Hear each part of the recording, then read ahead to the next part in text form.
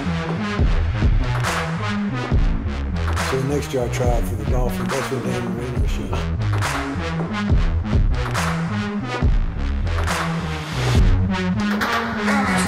Hey guys, Mekhi Mews here with another Untold Stories. I want to shout out the Players Lounge and the Graduate Hotel for hosting us today. I'm back with my boy Jacob Hardie. Hey, what's up, y'all? Glad to be back. Glad y'all having me. Had to bring him back. Y'all said y'all liked him in the comments, so let's get it started. So in the game, how'd you feel about the energy at Sanford Stadium? Man, I was really excited. You know, that was our first SEC game, home game. It was gonna be rocking. We knew we had to bring it. We knew the fans what they were expecting. So I mean, they brought it. Luckily, we came out with a win. It was a little sketchy in the beginning, but we finished it out. I feel like when teams come to Sanford though, like they always come like with their best. Like they come with their best every time. Like why do you feel like that is? Shoot, I mean, we're winning. I mean, I hate to sound arrogant, but like when you're the #1 team, everybody gonna give you their best shot. Yeah. So like South Carolina, all due respect to them, they have a great team, and they're gonna do great things the rest of the season. But like, they know when they came in, what they want to take off to the Kings. Yeah. So every time people come into Sanford, that's their main goal, and that's what they want to do. I'm not gonna lie, that boy Spencer was going kind of nice. crazy. He's good. I remember seeing QB1 in high school, and I was like, damn, that boy good. Nah, he was good. He was making some plays yesterday, and I was like, how is that even possible? Like, and them two receivers, 17 and 3, them dudes could play. Those boys are good too. They were moving. They good. Dejan helped us out now a lot. Yeah, Dejan coming back. How you feel about that? Man, I'm happy for her. I mean, Dejan going into his last year, he real quiet, keep his head down, works. Like, you know, you always root for guys like that. So like, I was happy seeing him get his shine, you know, and he's so humble. So like, it's real good to see him get the respect and the touches that he deserves. Yeah, I feel like Dejan's so underrated because, like you say, he's so quiet. Like, I feel like people don't know, like the fans really don't know. Other schools, I feel like they don't really know like how good he is. But I feel like he put a whole bunch of people on notice. Like he had some crazy runs. Like, I mean, I don't think that boy got limbs. Yeah, like he's cutting, no ACL. The boy had a knee brace on. He cut, and it's like his knee is lateral to the ground, and he can still explode up out of it. But how is he cutting better than everybody else in a knee brace? That boy, that's the only stuff God can give you. That's what I'm saying. Like, imagine when it comes off. That boy gonna go crazy. NFL teams need to watch out. Dejan Edwards. Yeah, he's like that. But nah, I mean, it's your first time, you know, really being under that shine SEC game. What was your thoughts about it? Man, it was a little different. Like you said, the crowd was in it way more. Right. It was more at stake, I feel like, because we were losing at one point in the game. Right. And it was the weather, man. Like, punt return, it was like you had to play it safe all day, man. Right. Like, didn't want to, you had to focus on the ball. Like, I'm literally looking up, rain's falling in my eye, like, my eyes shut, like, try to catch the ball, trying to fair catch.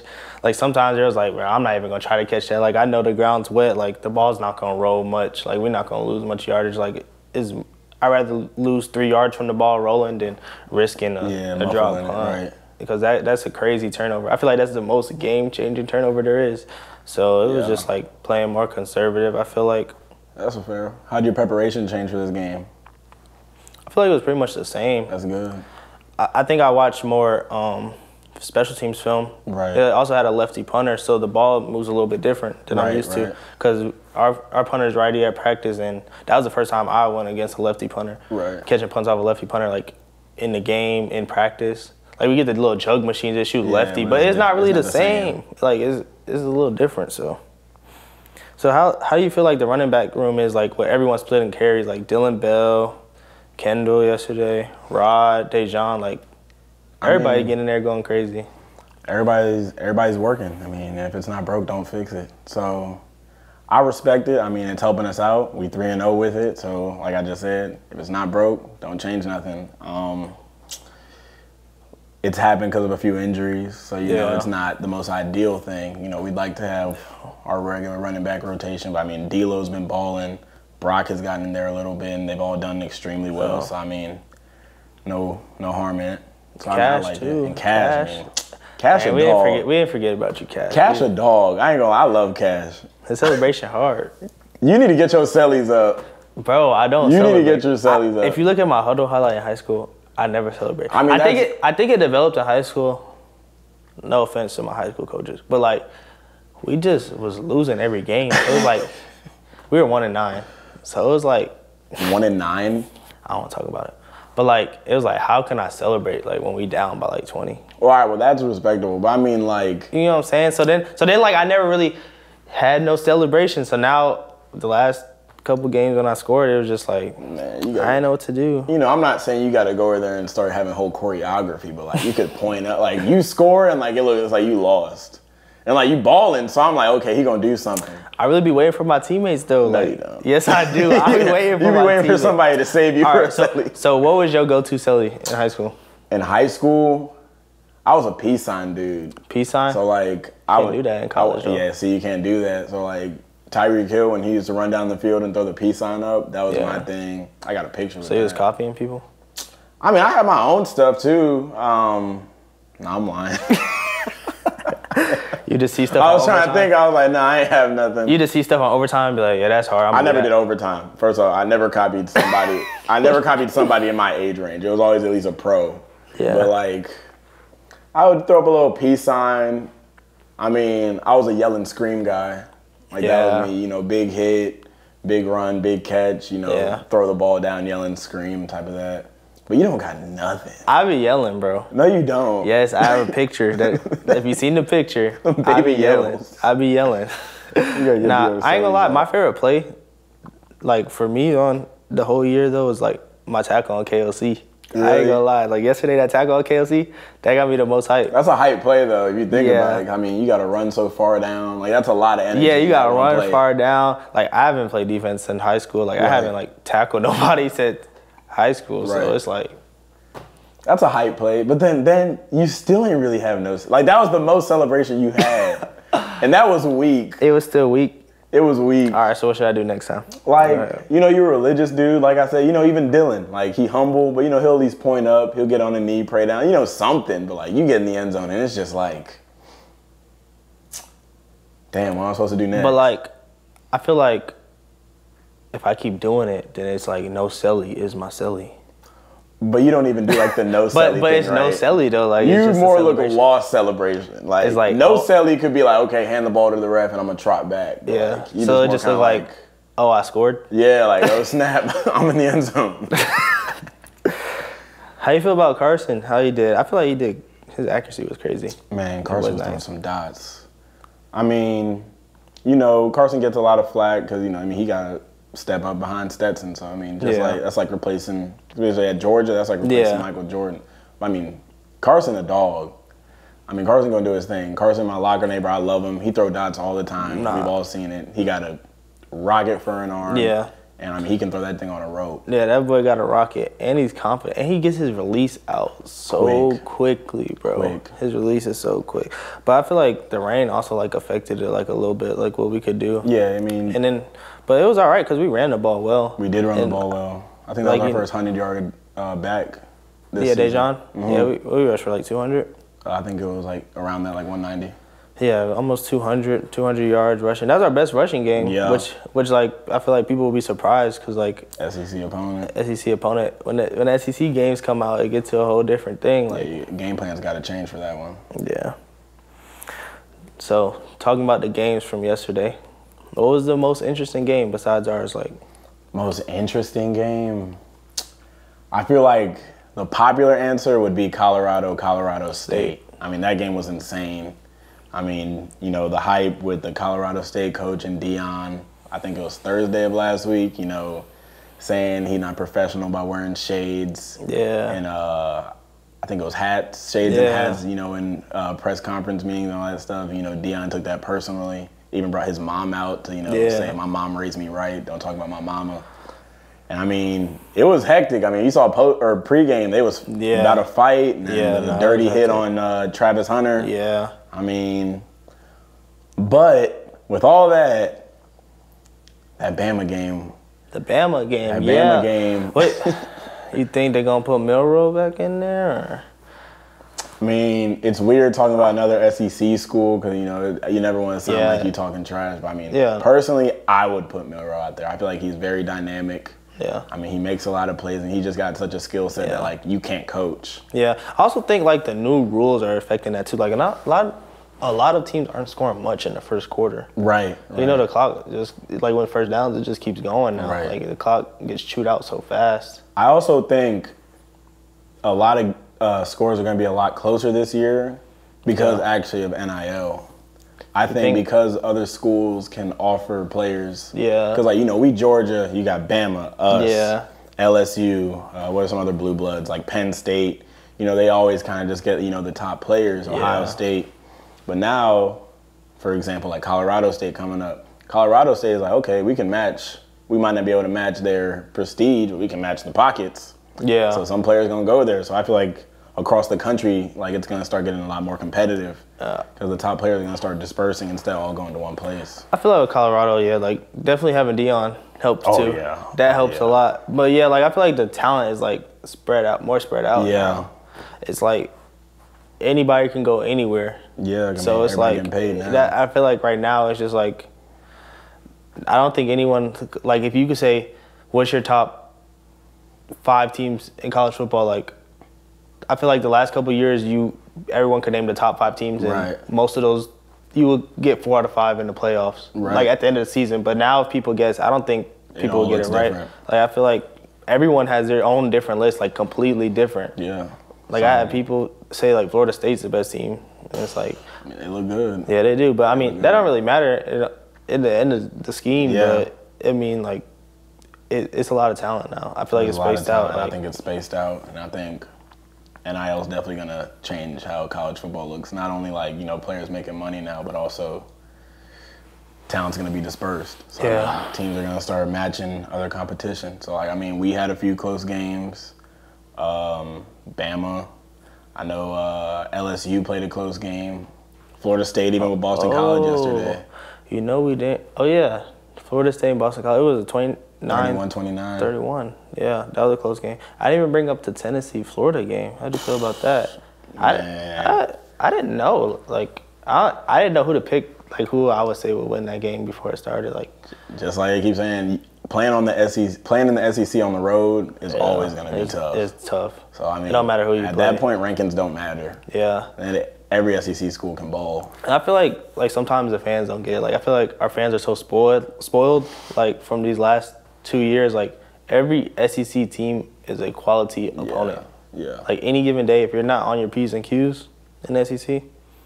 Yeah, it's the best conference. It's the best conference with the best football. So, I mean, like, no matter who it is, what their ranking is, or what, I mean, you see upsets happening in the SEC all the time. Yesterday, for example, with Florida and Tennessee. I mean, and I mean, I don't care how Florida's looking. I mean, they're our rival, but I mean, playing in the swamp, primetime game, that's always going to be tough. That's a tough place to play. Especially if you give them momentum like that, it's always going to be hard.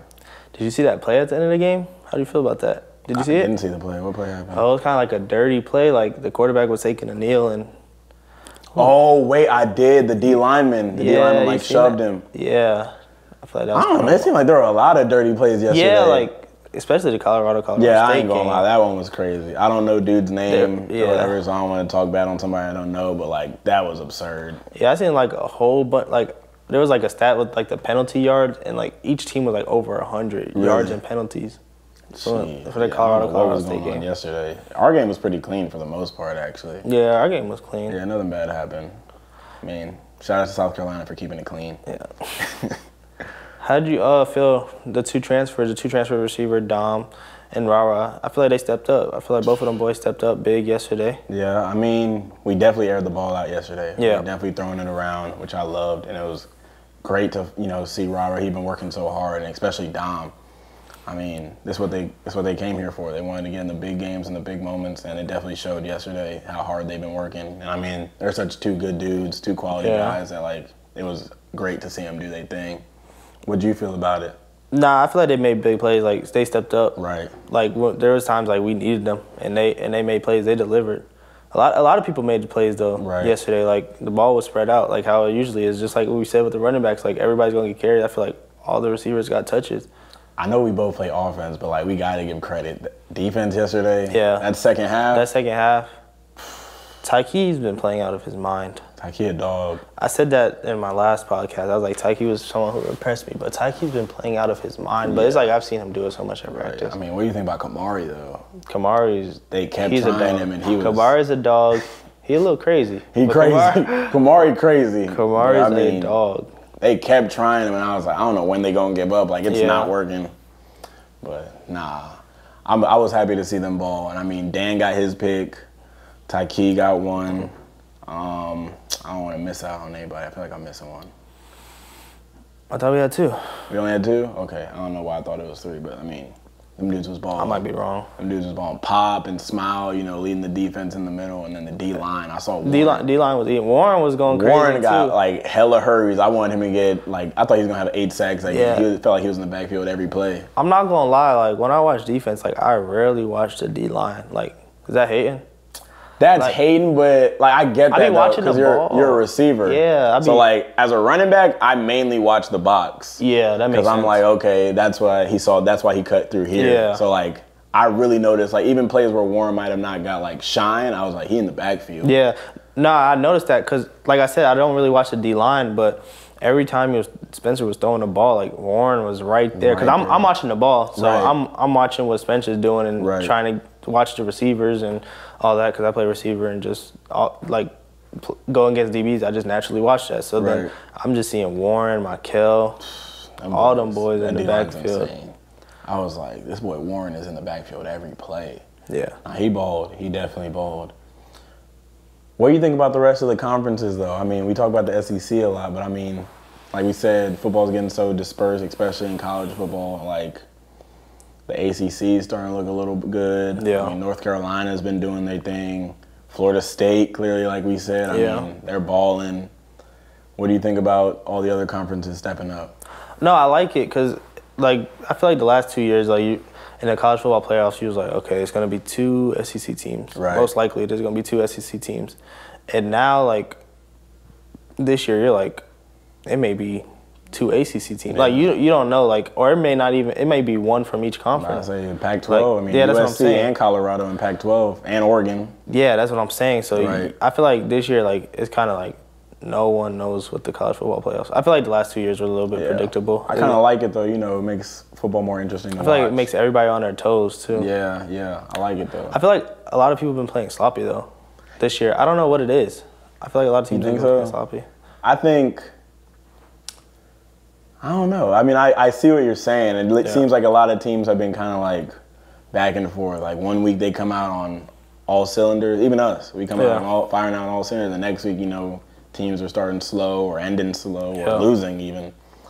I don't know what it is, but I mean, it's gonna figure itself out. You know, at the end of the day, the cream always rises to the top. Yeah, so, it's about like what type of football you're playing at the end of the season. Right. And like we keep progressing every week, and everyone else is gonna progress every week. It's really what like who can grow the most from now to the end of the season, and that's who always goes to the college football playoffs. Whoever can grow the most from the beginning to the end. Who's your favorite right now to win the Heisman? A lot of guys. There's a lot of dudes. It's early. It's really early. It is early. It's only week 3 going into week 4. Yep. I mean, I want to say a guy from Georgia, but you know we're so dispersed. Everybody's doing their thing. Shoot, I mean you could even be in the Heisman race the way you. Nah. I'm not in that. Well, I mean, you got to. I mean, Shedeur Sanders. I mean, he got to be up there. Travis Hunter. Also, that's crazy. They have 2 people on the same team up there. Hopefully, you know, I know reports say he's gonna be out for a few weeks, so you know. He's gonna be out for a few weeks. Yeah, wishing him a healthy recovery. Yeah, shout out to that boy Travis Hunter. Yeah. He's a dog. He's a dog. He plays good. So I mean, we're wishing you a quick and fast and good recovery. I mean, you got to put the reigning dude in there, Caleb Williams. I mean, USC, their offense look good. Yeah, USC's offense always like that. I'm trying to think. I mean, I think that's got to be everybody's top 3. Yeah. You got any like dark horse ones? I forgot. He's not a dark horse because they've been balling too. Jaden Daniels at LSU. He's been doing his thing. He had like 5 touchdowns last week, and then yesterday I think he had 4. 4? Yeah, I think it was 2 on the ground, 2 through the air. That's wild. You know who might be a dark horse one because they've been playing good? Drew Aller, Penn State. He's been balling. So? He's been balling. And I didn't necessarily grow up a Penn State fan. Yeah. I actually grew up not liking Penn State, but I got to give them respect. That boy's been balling. No, he's a dog for sure. I'm not going to lie. Who you got in your Heisman contention? The same people you got. What about your dark horse? Dark horse? I feel like you got to have Brock Bowers in there. I feel like Brock. He's the dark horse now.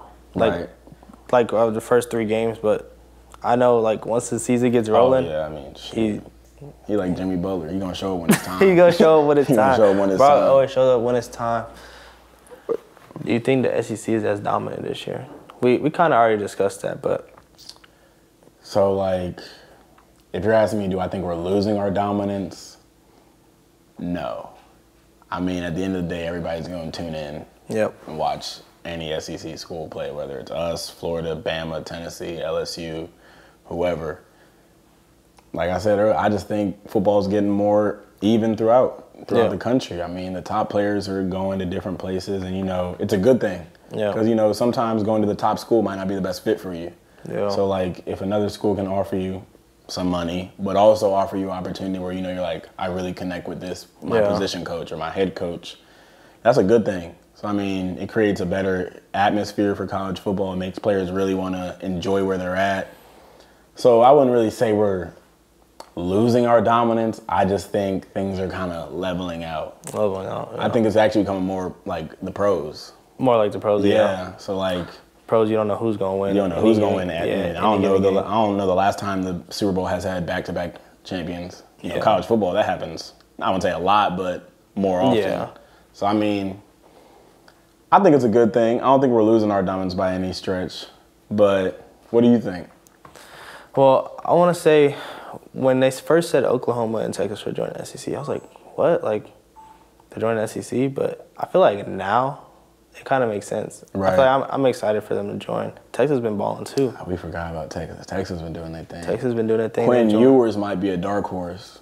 Yeah, he's a dog. Heisman. I mean, he got AD. Miss AD. But AD's a dog. I miss AD. That's a great dude. But, I mean, him, Xavier Worthy. Them boys look good. They gonna come to the SEC. They gonna make some noise. Yeah, they definitely are. I'm excited to play them though. And even Oklahoma, they've been looking good too. We play them there, don't we? Yeah, but I know our schedule next year. It's got some smoke. Yeah. Bama, Texas.